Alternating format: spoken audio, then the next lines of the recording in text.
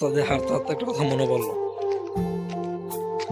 যে বিদেশের টাকা ইনকাম করা তো সহজ না।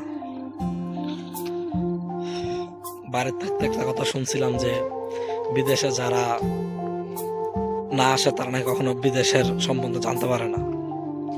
আজকে বিদেশে 4 বছর, প্রায় 4 বছর। তো এখানকার পরিস্থিতি, এখানকার সিচুয়েশন আর টাকা ইনকাম করার বিষয় আশা করি আর বলা লাগবে না। এখানে আমার মতো যারা আছে মাসে 30-40 হাজার টাকা কামানো অনেক টাফ বিষয়। তার ভিতরে আবার কত কাহিনী, কত ঝামেলা থাকে। বাড়ির মানুষরা বা দেশের মানুষরা বলেই ফেলে যে অমুক কত টাকা কামায়, তমুকে তত টাকা কামায়। তো বিদেশে যারা না আসছে এখন পর্যন্ত, বা যারা না আসছে তাদের কোনো ধারণা নেই যে বিদেশ সম্পর্কে। এখানে 40-50 হাজার টাকা টাকা কামানো মানে অনেক কষ্টের, বিশেষ করে ওমানে যারা আমাদের মতো যারা আছে, কাজ করে যারা, রাত প্রায় 1টার কাছাকাছি।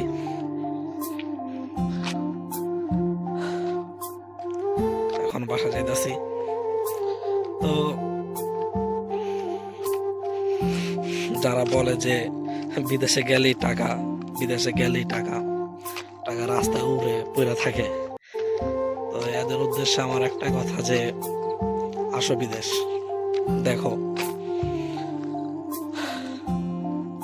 বিদেশে টাকা কামানো এত সহজ না।